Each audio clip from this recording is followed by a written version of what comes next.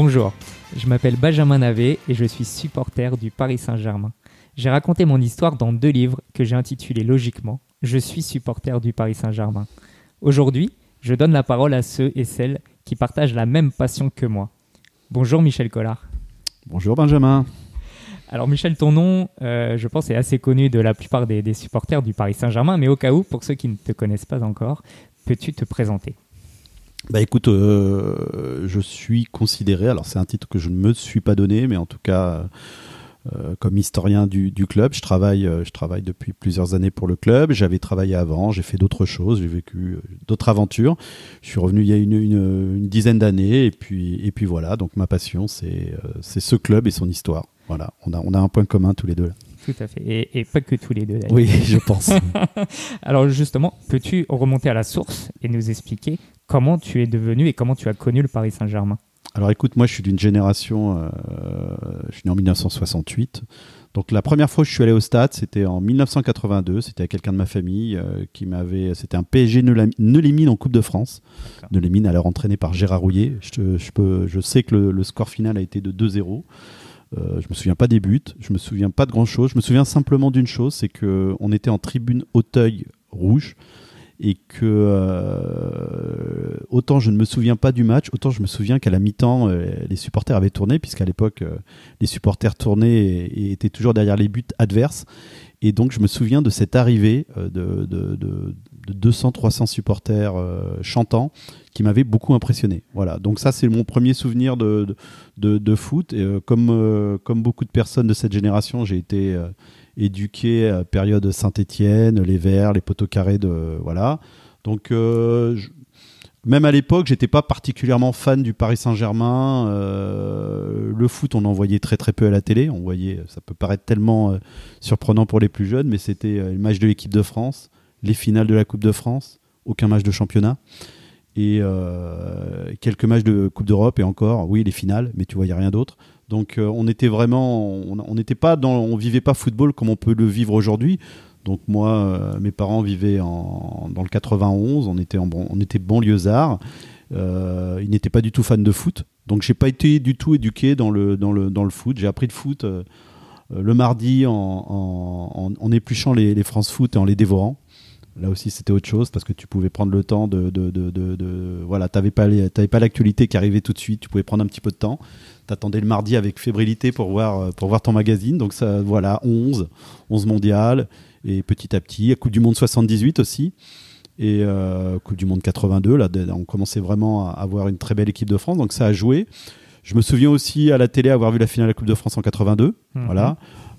Moi j'avais en tout cas 61-82, j'avais 14 ans, donc 14 ans il était hors de question que j'aille au stade tout seul, mes parents n'y allant pas, donc voilà, ça a été de loin le Paris Saint-Germain jusqu'à donc en 1984 où étudiant un jour avec 2 ou 3 copains on s'est dit voilà, 16 ans, on s'est dit on va aller voir un match de foot, donc on a été au Parc des Princes et là c'est vrai que ça a été une révélation.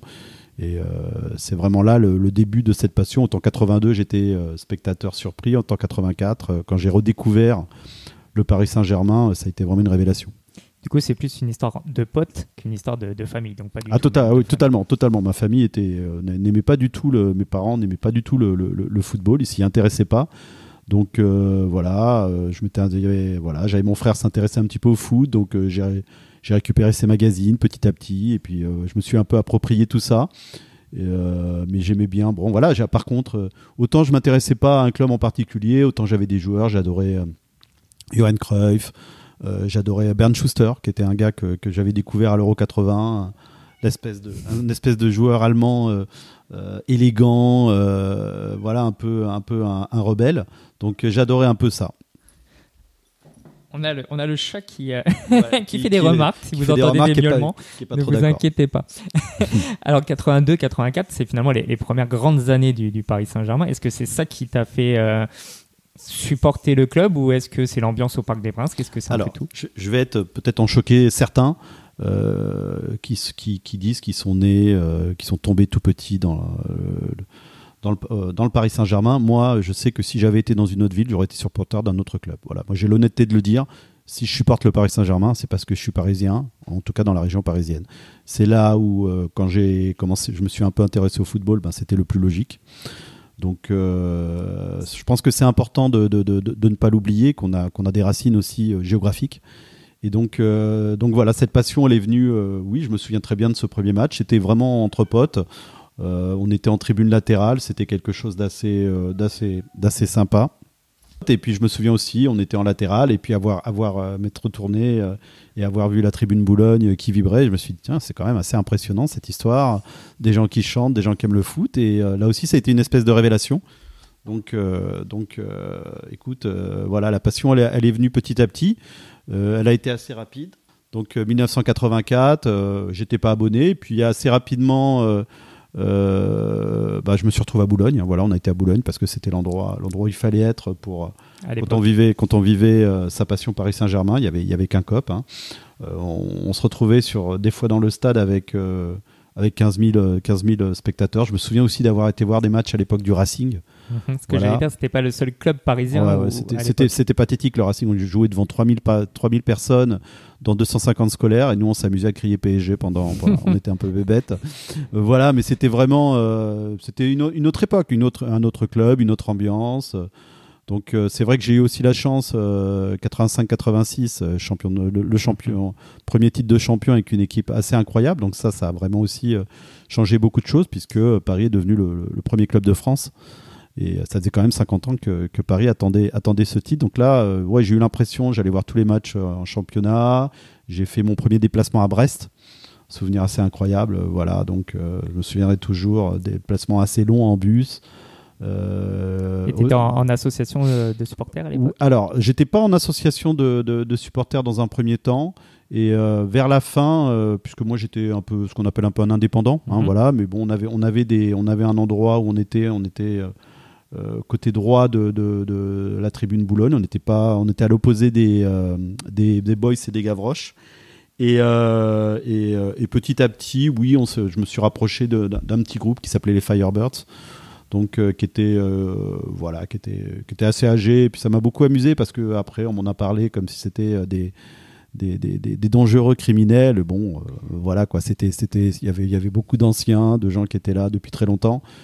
C'était assez bon enfant quoi. J'ai vu des choses à Boulogne, oui, on va pas se mentir, il y avait des choses qui étaient assez c'était pas très très belle, mais à ce niveau-là, non. C'est un peu tous les supporters finalement de la tribune à l'époque. Cop de Boulogne, c'était 6000 personnes finalement, oui. et qui souffraient de la réputation peut-être de quelques-uns qui étaient oui. Alors, nombreux, mais je pense que ça c'est un sujet qui est très complexe. On peut en parler en quelques secondes. Moi, j'ai mon avis en tout cas personnel là-dessus. Le Cop de Boulogne a été politisé dès le début des années 80. Après, il y a une chose qui est importante. Il faut savoir que tu ne pouvais pas interdire à quelqu'un de rentrer au stade. Donc, le club ne pouvait pas faire grand-chose à ce niveau-là. Et je pense aussi que beaucoup de personnes dans les instances étaient contentes de savoir où étaient certaines personnes et préféraient les voir dans un stade qu'autre part. Donc, je ne dirais pas que le PSG a subi ça, mais j'ai presque envie de le penser, oui. Donc, si tu veux, voilà, il y avait... j'ai vu des choses, j'ai vu Batskin en tribune, j'ai vu des choses qui étaient assez...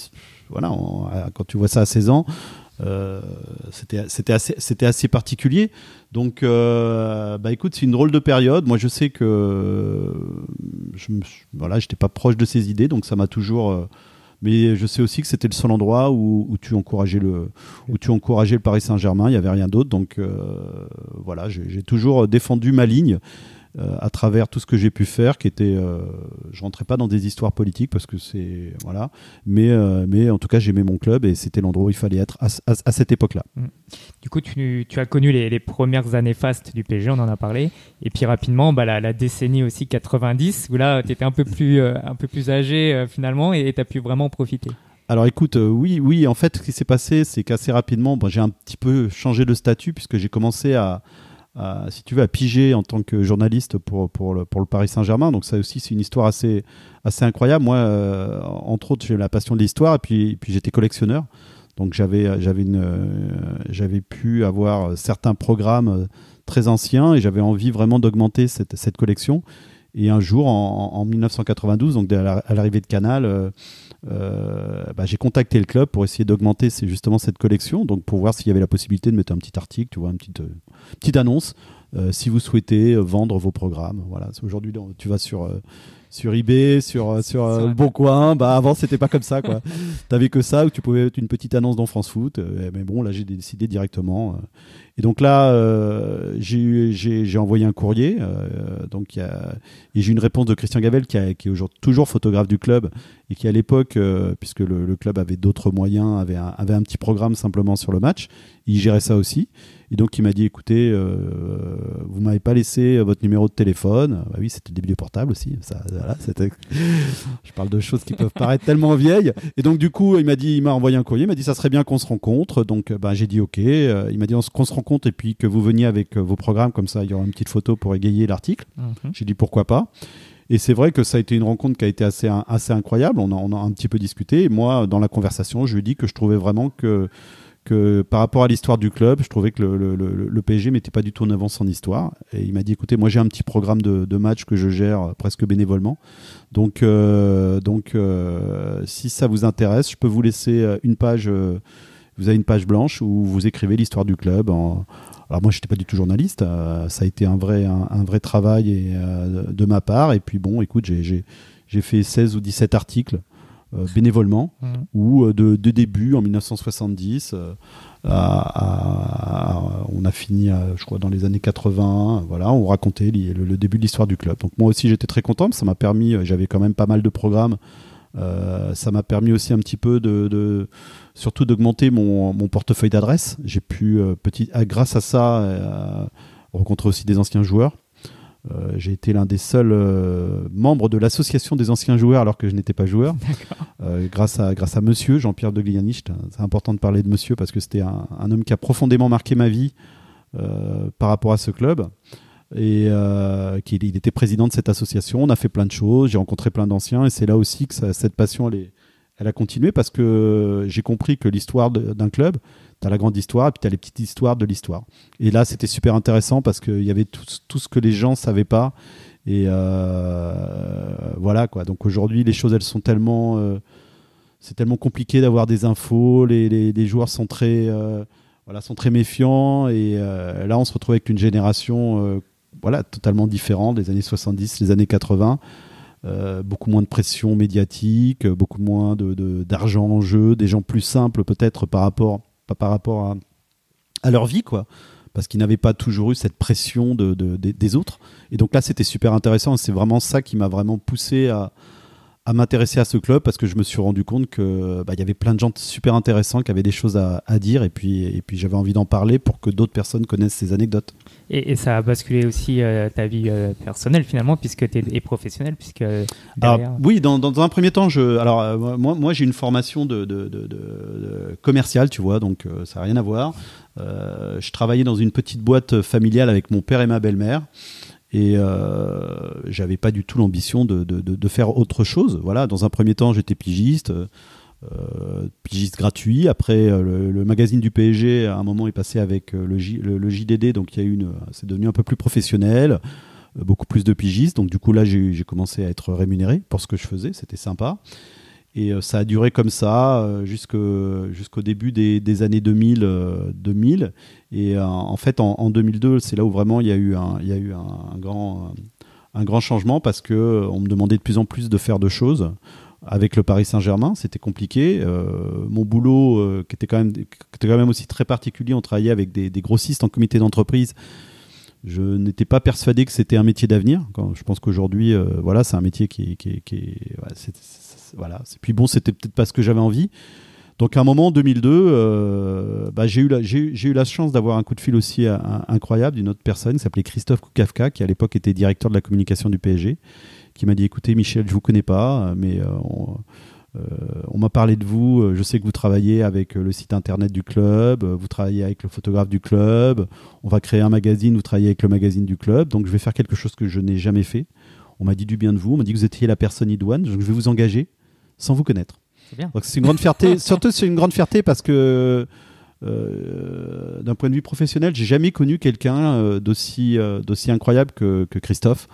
qui était un homme de valeur, un homme droit, un homme qui savait mener vraiment.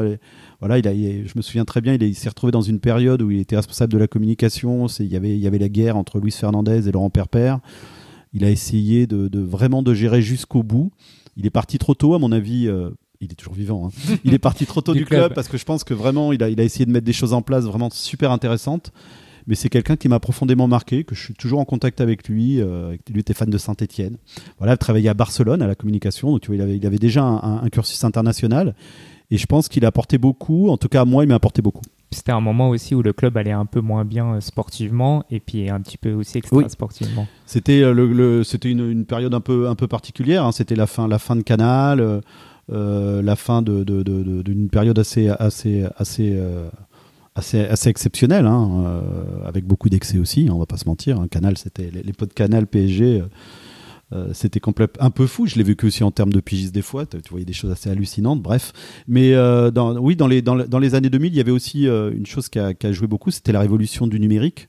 Donc Christian, le photographe, passait de l'argentique en numérique. Du coup, dit numérique, dit possibilité d'avoir une base photo. Donc là aussi, j'ai appris ce métier qui est aujourd'hui toujours une de mes particularités professionnelles, c'est de travailler sur une base photo et de faire tout ce qui est indexation, qui m'intéresse parce que j'aime aussi la photo.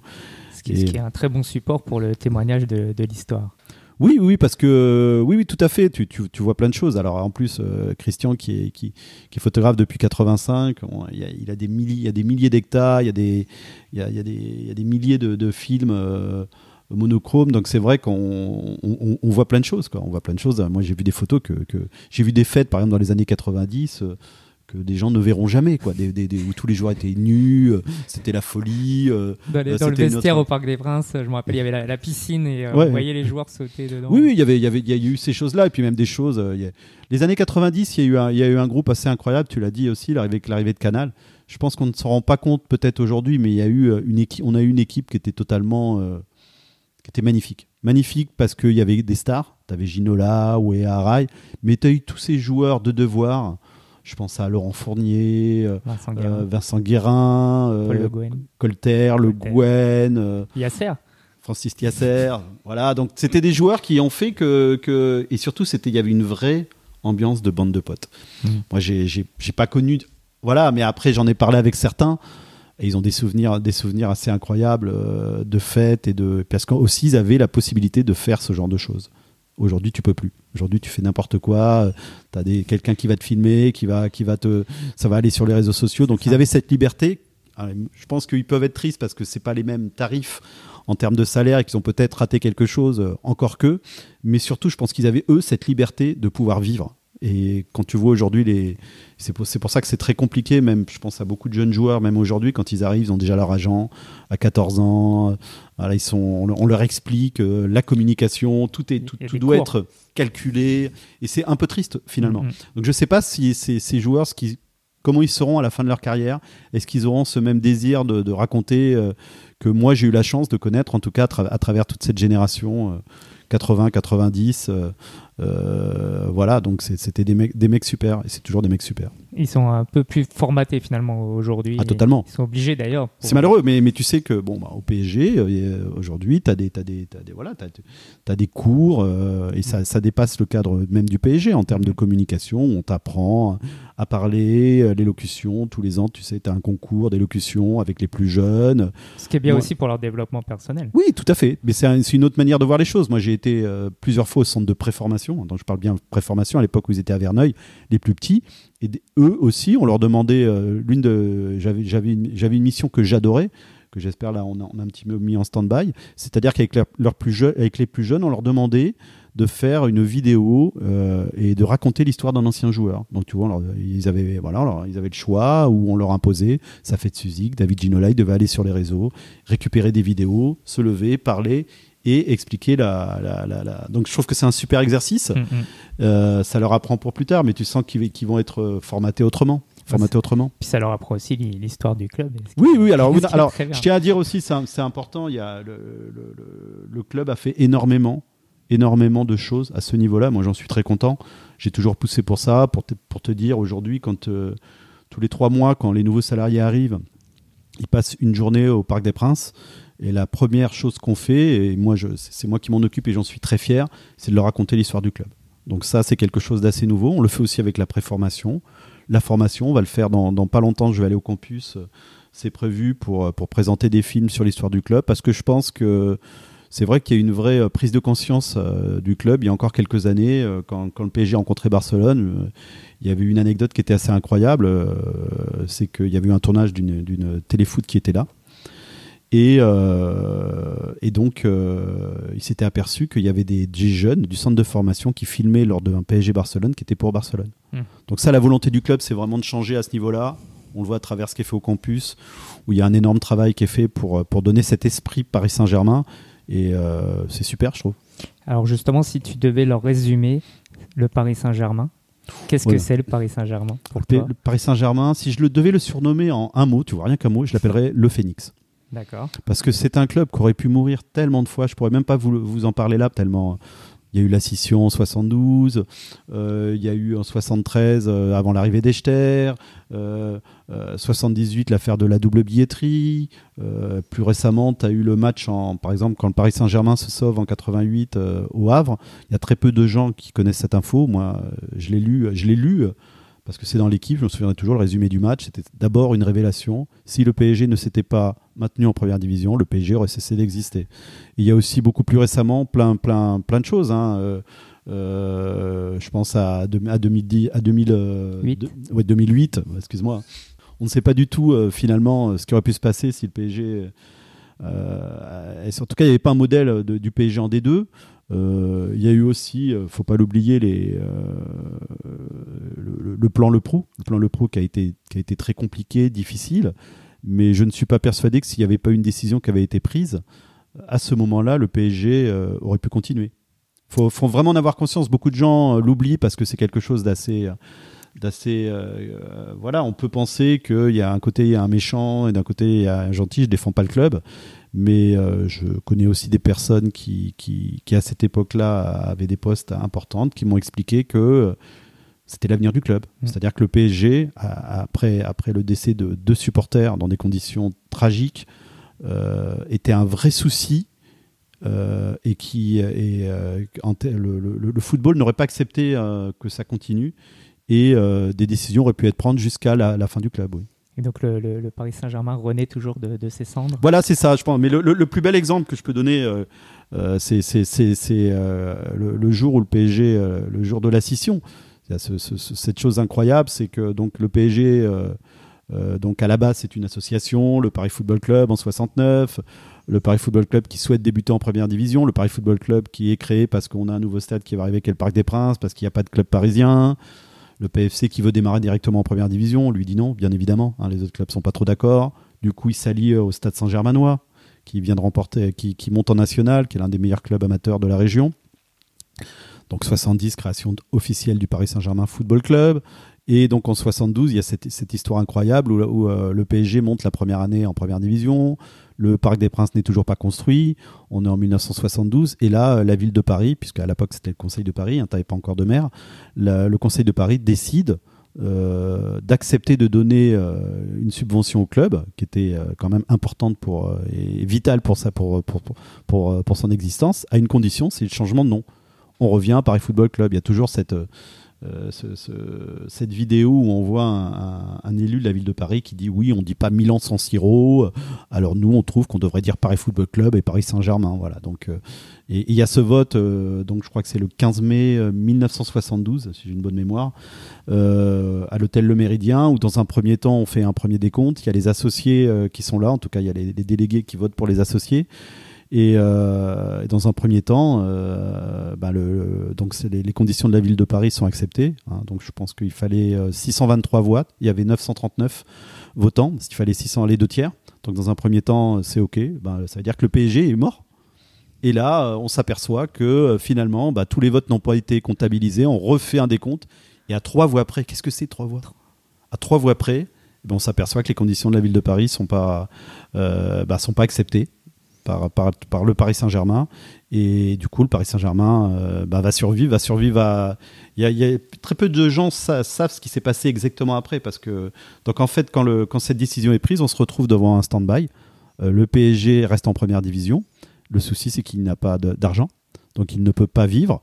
Et donc, à l'époque, ceux qui étaient sur le Paris Football Club auraient bien aimé récupérer la place. Mais dans un premier temps, Henri Patrel, qui était l'un des dirigeants du club, avait essayé de contacter Marcel Leclerc, qui était l'un des dirigeants de l'OM, qui ne l'avait pas pris encore, en tout cas qui était intéressé pour devenir partenaire. Donc, il avait contacté plusieurs sociétés importantes pour être partenaire. Mais que ça soit la pression de la mairie de Paris, de la ville de Paris, ou en tout cas ça n'avait pas pu se faire. Et il y avait eu ce tour de passe-passe qui était en fait que le Paris Saint-Germain allait continuer à exister, allait garder ses statuts, ses couleurs, mais allait repartir en Détroit et que le Paris Football Club allait reprendre sa place. C'est important, de toute façon c'est très compliqué l'histoire de ce club et l'histoire liée au Paris Football Club. Et voilà, ça peut être amusant de voir ces deux clubs qui sont vraiment presque des jumeaux, plus tard peut-être devenir des rivaux. Oui, parce que ce que j'allais dire, c'est que finalement 50 ans après, peut-être que la rivalité va arriver, ce qui finalement n'a jamais réellement été le cas, à part il y a 50 ans. Écoute, moi la rivalité, là aussi je vais faire peut-être halluciner les plus jeunes, mais moi quand je vais au Parc des Princes en 84, Marseille, il n'y a aucune rivalité, ça n'existe pas. À la limite, je me souviens, il y avait des matchs un peu chauds, c'était les PSG Lens, parce que tu avais beaucoup de Lensois qui venaient au Parc des Princes. Déjà en 84, quand j'arrive, le Marseille remonte en première division. C'est un club qui vise le maintien. Voilà, jusqu'à l'arrivée de Bernard Tapie, où là vraiment il va y avoir un changement. 88 86, Bernard Tapie arrive, juste après le titre de champion.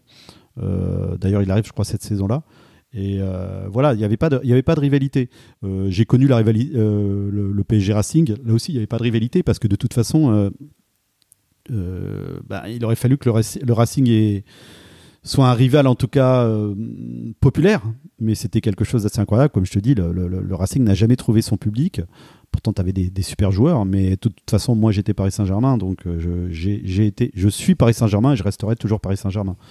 Voilà, donc désolé pour le Paris Football Club, même s'il fait un grand club, je ne passerai pas du côté obscur de la force. Mais on n'en est pas encore là. Non, d'accord, on n'en est pas encore là. Quelle est ta vision alors, tu es salarié aujourd'hui du club, depuis combien d'années maintenant ? Alors, écoute, j'ai été salarié donc de 2002 à 2004, on a été externalisé. Voilà, je travaillais toujours dans mon poste au Paris Saint-Germain, mais j'ai travaillé pour la société Panini. Après, j'ai fait d'autres choses, d'autres aventures. Entre autres, j'ai collaboré avec France Bleu, avec notre ami qu'on connaît bien, Bruno Salomon. Avec aussi quelqu'un que j'ai connu à cette époque-là qui s'appelait James, qu'on n'a pas oublié, une personne assez incroyable, exceptionnelle. Et donc, quand en 2011, le Qatar décide de récupérer le Paris Saint-Germain, moi je travaille à France Bleu. Et dans un premier temps, après je connaissais, c'était des anciens collègues pour la plupart. Il n'y avait pas de souci, mais c'est vrai que même moi, j'avais du mal à comprendre la politique du club, en tout cas par rapport à son histoire. Et c'est vrai que j'ai compris, en tout cas, que si tu veux, la méthode des investisseurs du Qatar, c'était qu'on travaille par phase de travail. Le premier, c'était de monter une grande équipe. Et donc la deuxième partie, ça a été vraiment de mettre en avant le patrimoine et l'histoire du club.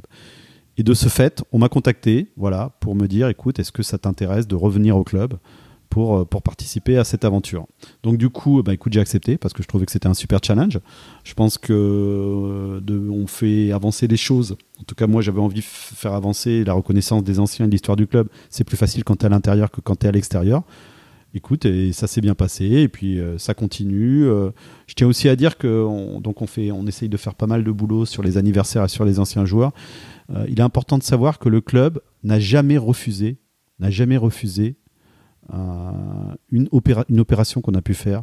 On a fait le 1000e match au Parc des Princes. Je me souviens, moi, l'une de mes plus belles émotions, c'était en 2014. On a fait donc, j'ai calculé un an avant, en parlant de ce projet-là, on a fait venir des Jackie Bad, des Jackie Laposte des Antilles. Le club a tout payé, le club a fait bien les choses. On a fait venir Madame de Gliani, ses enfants. Ça a été quelque chose d'assez merveilleux. Et sincèrement, le club, quand on leur propose des choses, ils l'acceptent parce que c'est vrai que je pense que c'est dans la culture, entre autres, des Qataris, d'avoir le respect de l'histoire et le respect des anciens. Et donc ça, à notre niveau, c'est vraiment super. Je parle aussi un peu au nom de Christian parce que on peut, Christian Gavel. Voilà, on peut aujourd'hui travailler sur des projets super intéressants, valorisants aussi humainement.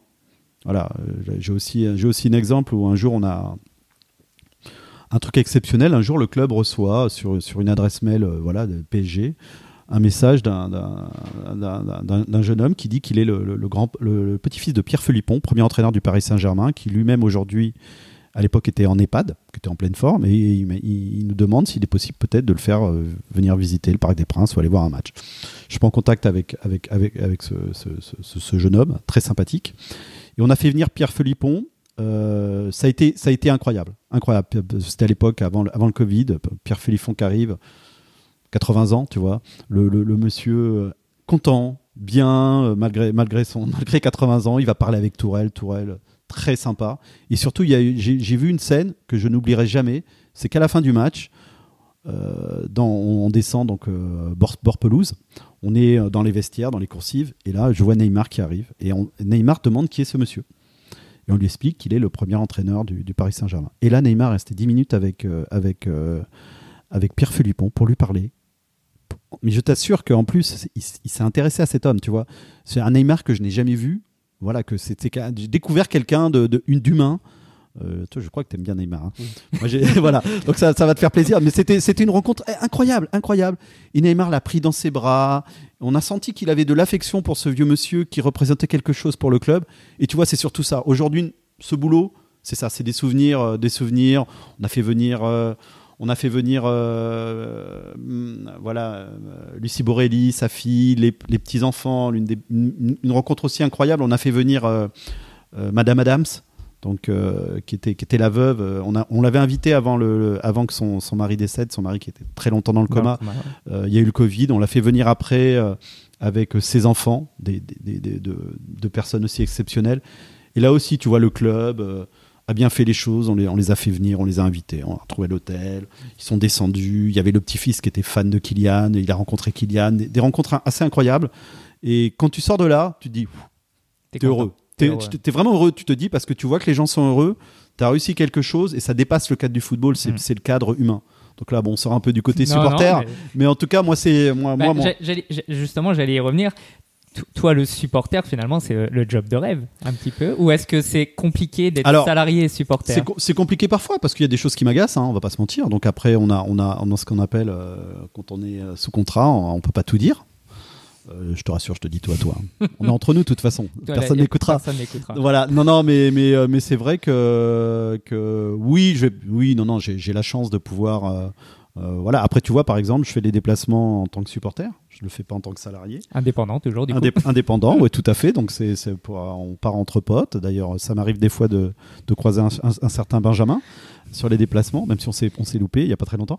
Mais voilà, non, mais c'est des moments, tu vois, je reste un supporter pour te dire, je peux quand je fais pas les déplacements du club. Quand je regarde les matchs à la télé, je peux pas péter une rythme, mais je suis très nerveux. Mon épouse a beaucoup de courage de me supporter. J'ai toujours ce souvenir. C'est un petit peu vieux, mais en 2008, j'ai ce souvenir.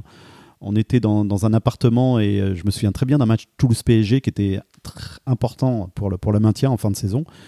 Et ce match, donc on fait je l'ai pas regardé. En fait, j'étais sur mon balcon et ma femme regardait et me disait ce qui se passait. Il m'est arrivé, il y a des matchs, je peux faire halluciner certaines personnes. Le Barcelone-PSG, le 4-1, quand il y a le Covid, je l'ai pas vu. J'étais tellement stressé que j'ai préféré pas le voir. D'accord. T'as raté les buts de... J'ai raté, mais je regrette pas d'avoir raté parce qu'il y a des fois tu te dis aussi que tu portes la poisse, il y a plein de choses, tu sais, c'est tout le bête. Chat noir, alors c'est toi le chat noir. Bah écoute, je sais pas si c'est le chat noir, mais en tout cas, il y a des fois je vis très très mal certains matchs et je le vis beaucoup mieux au stade que devant ma télé. Mais devant ma télé, peut-être le pire souvenir que j'ai d'un match à la télé, c'est je dirais pas le mot, ça finit par da. C'est un souvenir qui est... Ce match, je l'ai pas vu. C'est-à-dire que je l'ai arrêté après 3 minutes, après l'énorme erreur de Trapp. J'étais très énervé. Et du coup, je regardais je me souviens très bien. Donc, j'ai dit à ma femme, écoute, on va jouer à la Wii. Il fallait que je fasse quelque chose. Donc, j'avais mon téléphone qui bipait. Je regardais 1-0, 2-0, 3-0. Je me dis, c'est pas possible. Et 3-1.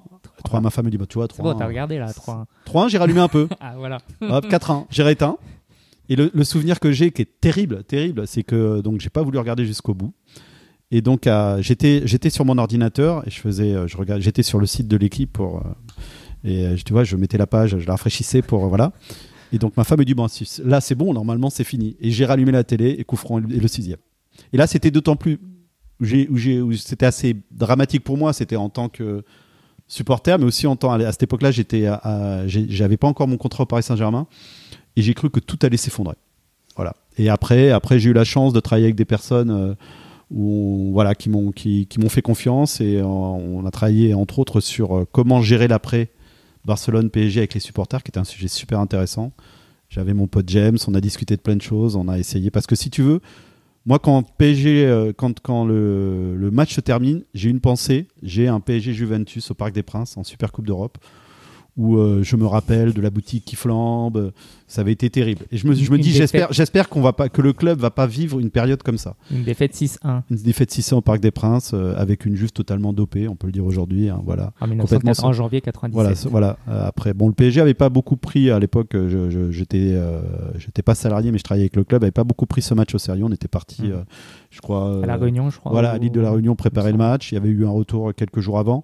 Mais je me souviendrai toujours d'avoir vu peut-être une fois dans ma vie une équipe, j'avais l'impression que c'était des juniors. Après, quand tu voyais les Italiens, tu comprenais, il y avait la créatine, il y avait plein de choses. Hein. Avec Zidane et Deschamps. Voilà, Zidane qui avait pris du muscle et Didier Deschamps aussi. Donc, c'était pas le même foot. Arrêtons ces mauvais souvenirs. Oui, désolé. Tu as parlé de James qui a beaucoup œuvré pour le retour des supporters, des ultras en tout cas, au Parc des Princes en 2016. Qu'est-ce que pour toi un supporter ? Quelle est la définition que tu donnes à ce mot ? Écoute, c'est un supporter, pour moi, c'est quelqu'un qui aime passionnément quelque chose. Voilà, donc nous, c'est le Paris Saint-Germain, il y en a d'autres, c'est Marseille, il y en a d'autres, c'est Lyon, il y en a d'autres, c'est Saint-Étienne. Et voilà, c'est quelque chose, c'est une relation passionnelle. Voilà. Je me souviens très bien d'une devise. Alors, je ne veux peut-être pas le dire parce que ma femme m'en veut souvent quand je lui dis, mais quand on dit une femme pour la nuit, qui était un slogan au Parc des Princes, PSG pour la vie, moi, voilà, j'ai connu une épouse, j'ai eu d'autres amis avant, donc voilà, mais j'aurais qu'un club. Donc, à un moment, c'est ça, ce côté passionnel qu'on peut avoir avec une équipe où on souffre avec elle, on rit, on pleure. Moi, j'ai ce souvenir, tu vois, 96, la finale contre le Rapid Vienne, j'ai vu des gars qui n'étaient pas des tendres, hein, tu vois, qui étaient des mecs de Boulogne, certains qui étaient très anciens, pas particulièrement des violents, hein, mais tu sais, des mecs, voilà, je les ai vus pleurer. Et j'ai ce souvenir de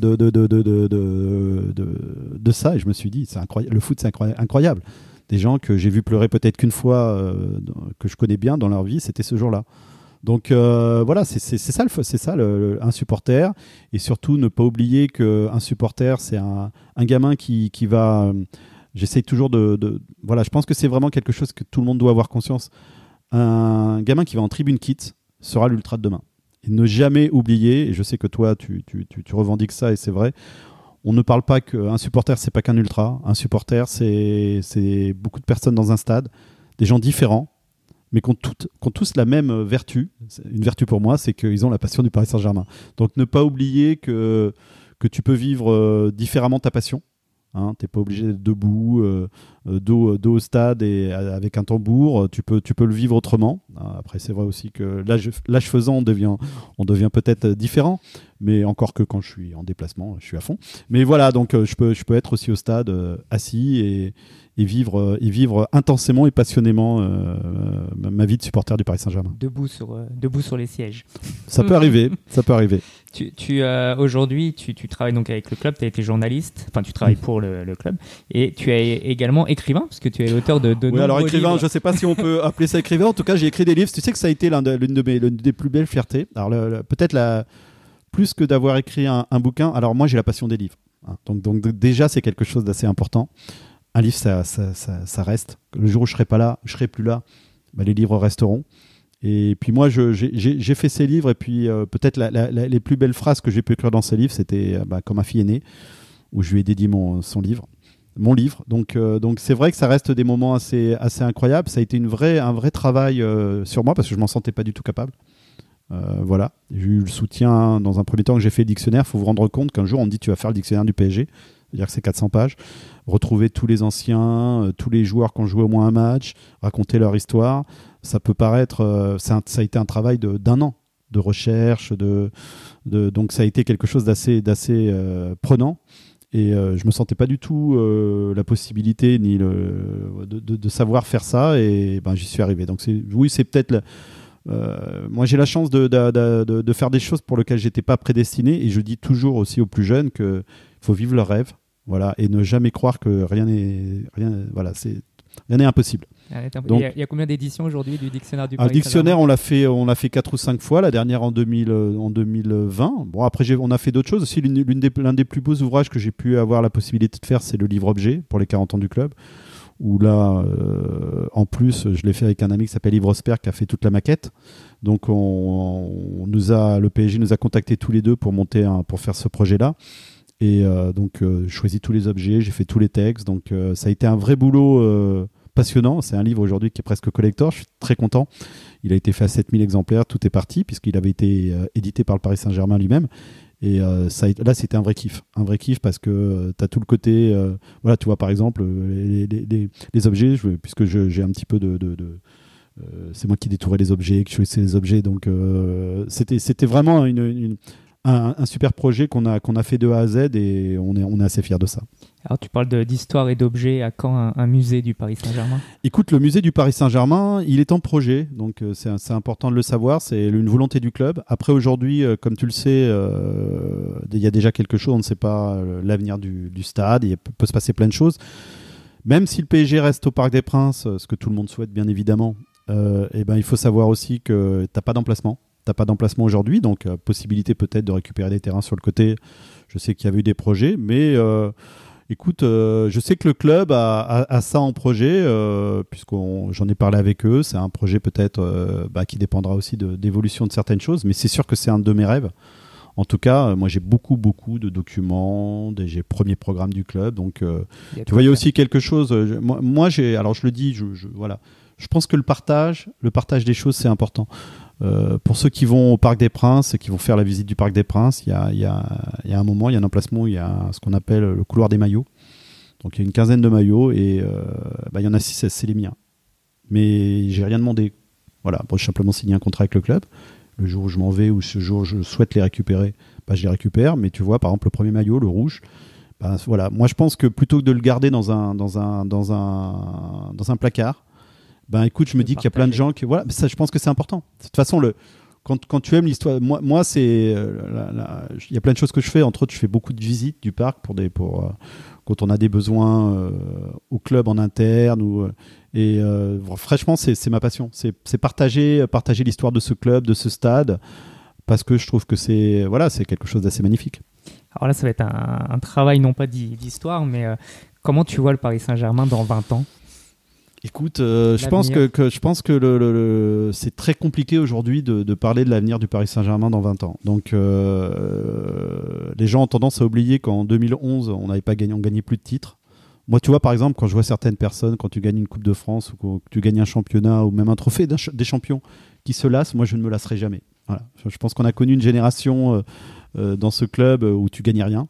Et chaque match, chaque victoire, c'est un vrai bonheur. La dernière fois, la finale en Coupe de France, c'est un kiff pas possible c'était à Lille, de battre Lyon. Moi, j'adore ça. J'adore mettre des petits trophées au plus. On en est à 51. Il faut savoir que le PSG est le club le plus titré de France. Mais aussi, c'est le club depuis 2011. Tu te rends compte, ils ont gagné plus de trophées que Lyon, Marseille dans toute leur histoire. Donc ça, c'est assez incroyable. C'est une réussite à ce niveau-là.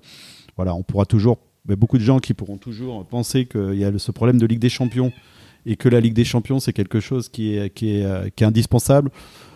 Moi, je pense que je suis très content. Je suis très content du palmarès du club. C'est pas une fin en soi. Voilà. Alors après, l'avenir, je te dis, ça dépendra de beaucoup de choses. Personne ne peut dire aujourd'hui de quoi sera fait cet avenir. Ça dépendra du stade. Ça dépendra Voilà, il y a des choses qui ont été vraiment intéressantes. Moi, j'ai eu la chance de voir Poissy, de voir... Il y a beaucoup de gens qui n'ont peut-être pas trop compris le fait de partir de Saint-Germain. Je pense que c'était pas aussi une volonté du club. Je pense qu'à un moment... Saint-Germain a eu peut-être des possibilités, ça s'est pas fait. Hein, voilà, on peut pas refaire l'histoire. Tout le monde aurait préféré peut-être sûrement de rester à Saint-Germain. Mais c'est un centre magnifique où tu vas éduquer des jeunes et tu vas leur permettre de grandir. Donc c'est vrai qu'aujourd'hui, une nouvelle peut-être ambition du club, peut-être qui est beaucoup plus française, qui est beaucoup plus que moi je trouve plutôt sympa. Voilà, donc moins de stars peut-être. On a vu que c'est parfois compliqué.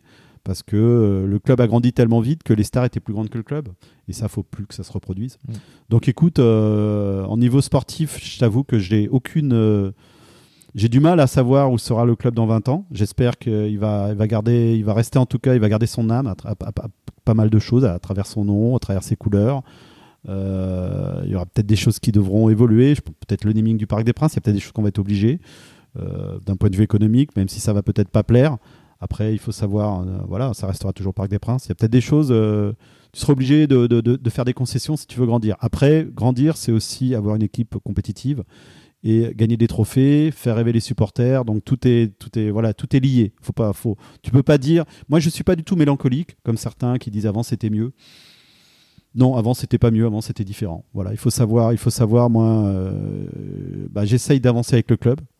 En défendant certains principes et j'hésite pas à en parler quand je pense que voilà, après c'est pas moi qui décide, hein, mais en tout cas il y a des choses sur lesquelles je sais que pour l'instant je trouve que le club a grandi vite mais a bien grandi. Tu as un t-shirt marqué ici c'est Paris. Est-ce que, alors tu es salarié, tu as droit de réserve, mais est-ce que tu peux imaginer qu'un jour le Paris Saint-Germain joue en dehors de Paris, à 15 km de Paris, peu importe la ville? Écoute, oui, je peux l'imaginer parce qu'à un moment, il va y avoir un vrai souci par rapport au stade. Hein, on va pas se mentir, par rapport à la capacité du stade. C'est quand même assez incroyable aujourd'hui qu'on arrive à faire autant de chiffres d'affaires parce que tu en as besoin aujourd'hui. J'aime beaucoup les gens qui pensent que le football c'était ce côté un peu mélancolique, mais c'est plus ça. Faut en avoir conscience. Tu peux pas. Après, tu peux décider peut-être de pas adhérer au projet. Et puis, moi, j'ai beaucoup de potes qui étaient supporters du Paris Saint-Germain, qui aujourd'hui vont plus au stade, qui ont pris beaucoup de recul parce que ça les intéresse pas. Mais je l'accepte, hein, je le comprends. Maintenant, il faut vivre aussi un peu avec son temps. Et c'est important que pour le club que si le club grandisse et qu'il grandisse et qu'il soit dans les meilleurs clubs du monde et d'Europe, il faut qu'il y ait du business derrière. Faut pas non plus se mentir. Tu vois, par exemple, les maillots. Je sais que c'est quelque chose aussi qui te tient à cœur. Je pense que tu peux avoir un maillot dit Echter, tu peux avoir d'autres maillots. Faut pas se mentir. Tu vois là, il y a eu cette réédition du maillot de Paoletta, le maillot marron. Il plaît, comme certains maillots de Jordan non plus. Il faut savoir aussi accepter qu'on n'a pas la science infuse et qu'on peut essayer d'agrandir la communauté Paris Saint-Germain. Voilà, donc c'est important de se dire que il faut accepter la différence. Il faut accepter la différence, garder ses principes. Ne pas s'asseoir dessus, mais accepter aussi que le club grandisse avec ses contraintes. Quelques dernières questions pour l'historien. Oula. Alors, c'est pas l'historien, c'est la question que je pose à tout le monde, mais toi, tu as un panel très large. Si tu devais me citer un président dans l'histoire du Paris Saint-Germain, un seul. Je te dirais Francis Borrelli. Bon, je vais pas, voilà. Bon, Francis Borrelli parce que je l'ai connu jeune supporter et que j'ai toujours ce souvenir assez incroyable qu'à l'époque, quand le club avait des mauvais résultats, t'avais toute la tribune Boulogne et les associations, ça criait Borrelli démission. Tu pouvais être sûr que 8 jours après, t'avais un petit mot qui disait Monsieur Francis Borrelli vous invite au Parc des Princes pour voilà. Donc on arrivait, on avait des petits cadeaux, tu sais, des petits porte-monnaies aux couleurs du Paris Saint-Germain. On était reçus comme des princes. Et j'ai toujours ce souvenir d'une fois, c'était à l'époque Henri Michel, donc on est en 1990. Et donc j'avais 22 ans, toi, j'étais plus un gamin. Hein. Bon, j'étais jeune, mais j'étais plus un gamin. Et Francis Borrelli qui vient à notre table et on commence à discuter, on lui dit président. Henri Michel, ça va pas l'entraîneur. En plus, bon, voilà, la tactique elle est pas bonne, et voilà, ta. Et Monsieur Borrelli reste à notre table, nous écoute, mais d'un air très sérieux, et nous dit vous n'avez pas tort. Peut-être en parler au coach, quoi. Et nous, on est fiers. Et c'est vrai qu'avec le recul, on se dit, en fait, il était incroyable simplement parce que il avait cette passion. Et quand il disait que tous les supporters, c'était un peu ses enfants. Écoute, moi, j'ai eu la chance de rencontrer Lucie qui est sa fille, qui m'a ouvert ses archives, les archives de Monsieur Borelli. Il avait gardé toutes les lettres et tout ça. À chaque fois qu'un supporter écrivait à Monsieur Borelli répondait. Je ne sais pas si tu imagines aujourd'hui. Donc même des gens qui pouvaient avoir des propos même peut-être pas détestables, il leur disait faut pas être comme ça, tu vois. Il avait ce côté toujours grand-père, côté paternel, et ça, il avait cet amour du club qui est assez incroyable. Donc ça, pour moi, le président, ça restera toujours Monsieur Borelli. C'était le plus supporter des présidents finalement, peut-être. Non, c'est pas une phrase qui lui colle. Le plus supporter, je pense qu'Alain Kézak est assez incroyable. J'allais dire. Voilà. Alain Kézak aussi, qui est quelqu'un qui m'a donné aussi une grande fierté. Ça aussi, c'est une petite anecdote qui est rigolo parce que quand il a écrit à l'époque, je travaillais avec le club quand il était en présidence. Il a connu une période super difficile, hein, donc on va pas se mentir. C'était un vrai passionné du club. Il connaissait très bien le club et il m'avait fait plaisir parce que quand il écrit sa biographie, il raconte qu'un jour il va à l'Élysée, il rencontre Nicolas Sarkozy et il lui dit je lui offre le dictionnaire officiel du Paris Saint-Germain de Michel Collard. Donc il m'a nommé.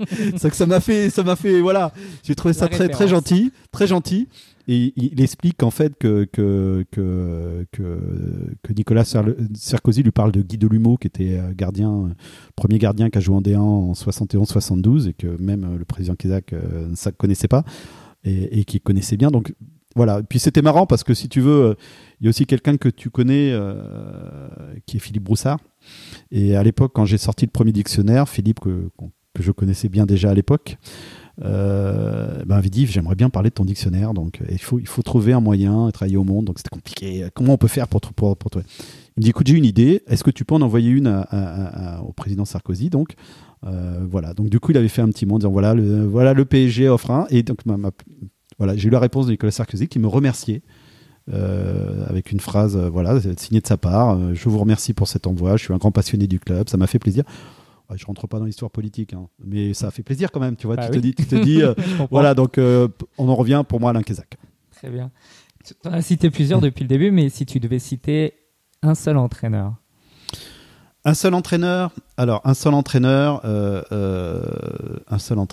Écoute, je repars dans l'histoire du club, hein. Voilà. Ça ne sera pas Jean-Michel Larquet. Désolé. Humainement, j'avais beaucoup aimé Tomislav Ivic. Après, en tant qu'entraîneur, il y a des choses qui m'ont déplu à l'époque avec Bernard Tapie où j'ai appris certaines choses. Donc, il a un peu baissé dans mon estime. Il s'est passé des choses pas très nettes. Voilà. Donc, ça ne sera pas Tomislav Ivic, mais humainement, je me souviens quand j'allais au Camp des Loges, c'était quelqu'un de très sympa. Écoute, j'ai envie de te dire Arthur Georges.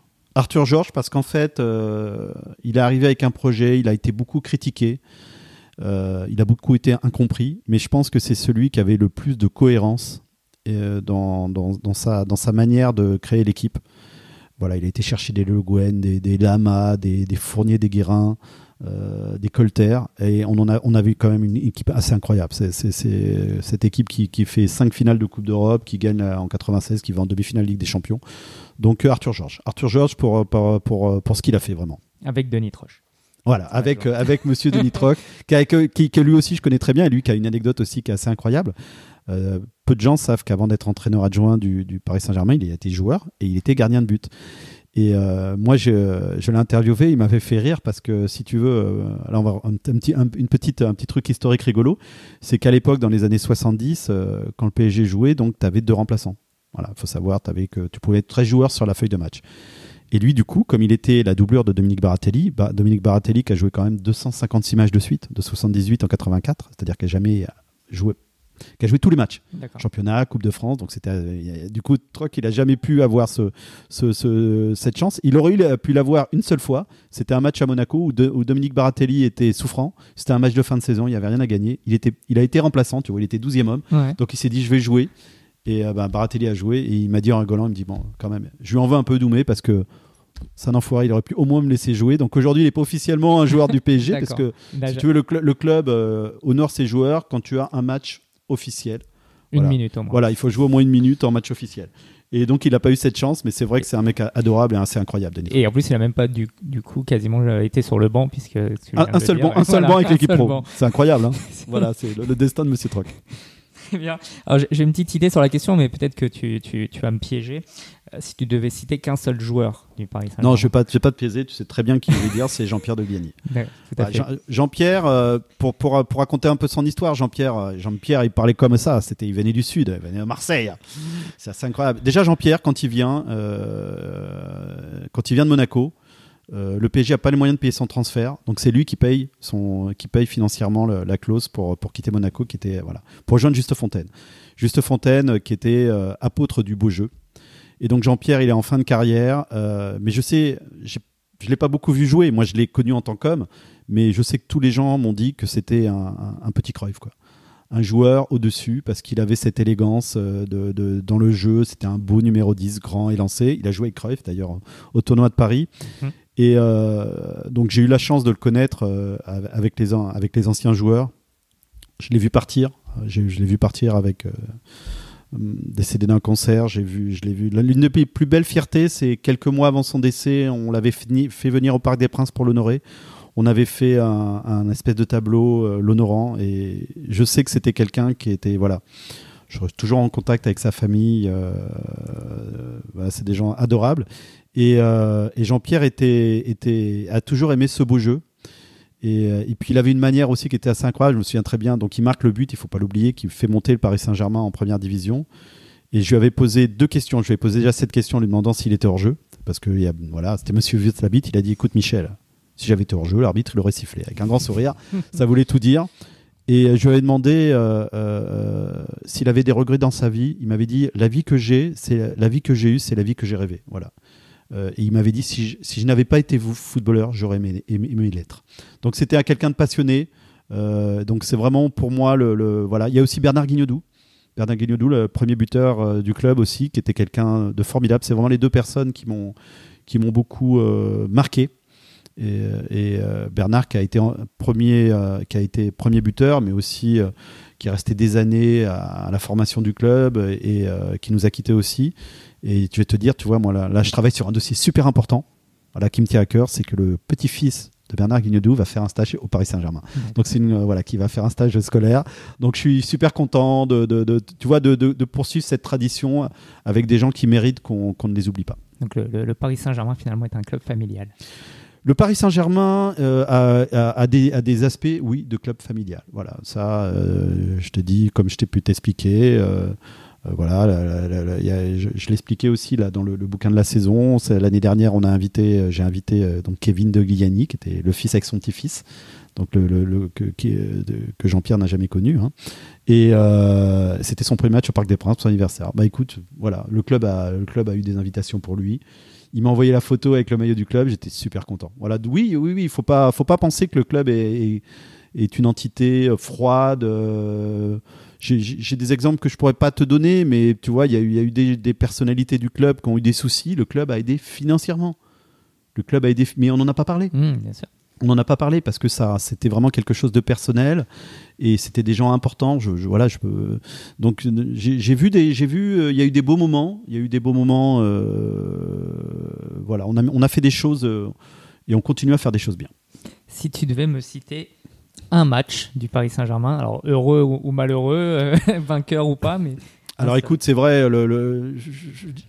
on parle souvent j'ai envie de t'en donner 3. Le Real, parce que c'est le Real, parce que je me souviens, Boulogne, le but de Comboiré derrière, donc PSG incroyable. 1993. Voilà, 93, la victoire 4-1. Le match contre Bucarest, le 5-0, parce que pour moi, c'est la fois où je suis rentré dans le stade, je me suis assis et j'ai senti une vibration, quelque chose que je ne peux pas expliquer, et je me suis dit, il va se passer quelque chose de grand. Et ça, je l'ai ressenti qu'une fois. Voilà. À travers, alors, il faut que tu t'imagines, je m'assois, et il y a quelque chose dans l'atmosphère qui me fait dire qu'il va se passer quelque chose. Et l'autre grand match qui m'a marqué, c'est en 2006 contre Saint-Etienne, un match qui est hyper important pour la 2008 contre Saint-Etienne, excuse-moi, qui est hyper important pour le maintien, pardon, la montée. Pour le maintien.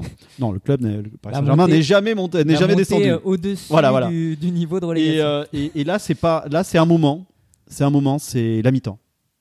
Le PSG, je crois, il menait 1-0. Il y a eu ce... Voilà. Je pense que Jérémy Clément n'a pas égalisé. Je me souviens plus c'est avant ou après. C'est en deuxième mi-temps. Et là, je vois le stade et je me dis, c'est pas possible.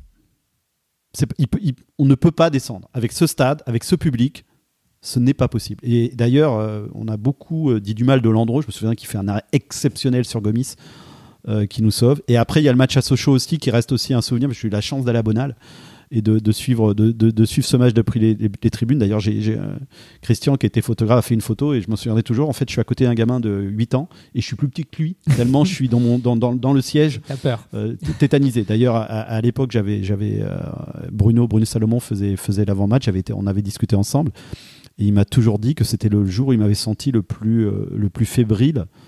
Et c'est vrai que c'était vraiment l'avenir du club et voilà quoi. Donc, j'ai envie de te dire Bucarest parce que pour ce moment d'avant-match que j'ai jamais vu.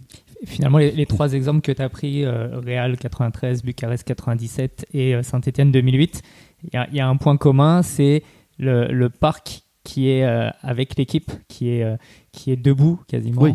et qui soutient un seul homme là pour le coup, c'est presque ça. Alors je vais te dire pour le Real, c'était le début de l'épopée parisienne. Hein. C'est surtout par rapport à ce but qui vient de nulle part. Voilà, donc d'avoir vécu vraiment la qualification que tu fais après le but de Zamorano, tu te dis merde. On peut le dire entre nous. C'est pas possible. Tu vas te faire avoir parce que t'es le Paris Saint-Germain. C'est dans ton ADN que ça t'arrive ce genre de choses, ne l'oublions pas. Et donc ce quatrième but encore, mais. Oh mais non, mais avant, je peux t'assurer, c'était déjà ça. On en a eu quelques-unes. Hein, entre les anciens joueurs qui nous marquaient des buts. Quand tu vois qu'un Bernard Héraison qui à Lens va nous marquer un but, tu te dis. J'ai l'exemple Wedek aussi. Wedek qui vient au Paris Saint-Germain en 98, qui marque un but en Coupe d'Europe. Il marque aucun but en championnat. Il revient au PSG Montpellier. Il marque un but. C'est un dégagement. Il veut éviter le ballon. Ça lui rebondit sur le truc. Ça rentre. Tu te dis que c'est pas possible. Donc ça, c'est cet ADN. Mais c'est un ADN qu'on revendique. Hein. Voilà, faut pas se mentir. Le Paris Saint-Germain est un club qu'on aime aussi pour ça. Voilà. Donc, mais c'est vrai que Saint-Étienne. Peut-être que la plus belle ambiance, c'est Saint-Étienne.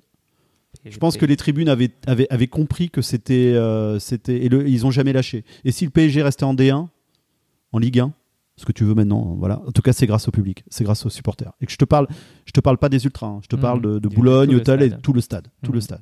Comme PSG Bucarest, tout le stade. Comme PSG Bucarest, tout à fait. Différemment, parce que pour moi, il y avait une autre. Saint-Étienne, t'avais beaucoup plus de pression. Parce que l'enjeu était un tout petit peu moins peut-être pour Bucarest quand même. Bucarest était en Ligue des Champions, mais c'est pas. Tu perds de l'argent. PSG Saint-Étienne, tu descends, tu peux ne plus exister. C'est ça, c'est pour ça l'enjeu. Donc moi j'avais des infos comme quoi je t'assure qu'en 2008 si tu descends, voilà. Et aussi une belle image aussi que j'ai tant que j'y pense aussi, c'est les larmes de Pedro Paoletta à Sochaux lors du dernier match qu'on a découvert totalement par hasard. C'est assez incroyable. En fait, on regarde des rushs de ce match-là et on voit la caméra, on voit Pedro qui va dans un coin et qui pleure tout seul. C'est des images incroyables que même lui, quand il voit, il est au bord des larmes. Donc c'est vrai que ce match-là aussi a été très important. Et si tu devais citer, alors pas forcément pour le résultat ou le match, mais un déplacement, parce qu'on n'en a pas trop parlé, mais tu en as fait beaucoup. J'en ai fait quelques-uns. Écoute, moi j'ai beaucoup aimé le dernier à Barcelone. Voilà. Donc ça, je pense que c'était vraiment une manière de peut-être de clore un chapitre. Le quart de finale à Montjuïc. Voilà, qui nous avait, je pense que le Romda, je peux pas dire le mot, nous a vraiment, c'est quand même un cas unique dans le foot, c'est le Paris Saint-Germain, une nouvelle fois. Donc il fallait, je pense que là on a, pour ceux qui étaient au stade, quand tu vois aussi la manière dont on était au stade, moi j'étais avec des gens, moi j'étais pas ce jour-là quand on s'est pris le 6-1. Heureusement, t'étais même pas devant la télé. Voilà, j'étais même pas devant la télé tellement j'étais stressé. Mais je sais que des gens y ont été et pour eux aussi ça leur a fait. Voilà, j'ai quelqu'un que je connais bien qui ne voulait pas venir, que j'ai presque forcé à venir et qui m'a remercié à la fin. Quoi. Parce que c'était une thérapie. C'était une thérapie, le match, tu prends un but, tu te dis, t'as perdu l'aller, tu te dis c'est terminé, tu vas, et puis là t'en mets 4 derrière avec la communion avec les joueurs qui viennent marquer, qui viennent te voir. C'était assez beau, donc j'aime beaucoup celui-là. Très bien, c'est un beau déplacement. Si tu avais un mot de la fin à adresser à quelqu'un, à Nasser, aux supporters, à James peut-être, je ne sais pas. Tu as le droit à plusieurs mots de la fin, du coup. Écoute, là c'est vrai que tu me parles de James, ça, évidemment, ça, voilà, quoi. Déjà, je le remercie pour ce qu'il a fait. Je pense que, je sais pas, ce podcast, un podcast, ça restera éternellement. Si James n'avait pas été là, beaucoup de choses n'auraient pas existé du côté ultra. Je pense que le temps va passer, les gens vont oublier, mais il ne faut pas oublier ce qu'a fait James qui était un magnifique emmerdeur. Je me souviens de ses conversations, il était têtu, il était borné, mais c'était un homme incroyable. Et c'est vrai qu'on l'oublie pas, on pense très fort à sa sœur, à tous ses amis. Moi, j'ai eu la chance de faire le dernier déplacement avec lui, donc quelques mois avant son départ. Donc oui, j'ai envie de lui dire, j'espère que tu es fier qu'on n'abandonne rien. Je dis on parce que Benjamin, je pense que tu fais partie des gens qui le connaissent et il doit nous regarder quelque part et qu'il est fier de nous parce qu'on lâchera pas certains principes. Voilà, j'ai beau être au club, je te le dis, voilà, on a des principes, on fait ce qu'on peut, mais en tout cas on se bat pour, qu'on soit à l'intérieur ou à l'extérieur. Et voilà, mon regret, c'est que j'aurais aimé qu'on remporte cette Ligue des Champions de son vivant, mais que tout perdure, que ça soit là, que dans les tribunes ça se passe bien, qu'il n'y ait pas de problème, qu'il y ait une belle ambiance, que ce club continue à grandir, que ces jeunes supporters deviennent des futurs ultras. Il y a plein de belles choses, voilà, que lui il a essayé de mettre en place, et j'espère qu'on l'oubliera pas. Que le club, je sais, moi je l'oublierai pas, le club je sais pas, mais en tout cas ceux qui l'ont connu et ceux qui sont là grâce à lui ne l'oublient pas. Voilà. Merci Michel Collard. Merci Benjamin. Vous venez d'écouter Je suis supporter du Paris Saint-Germain, le podcast. Je vous donne rendez-vous la semaine prochaine pour partir à la rencontre d'un nouveau supporter.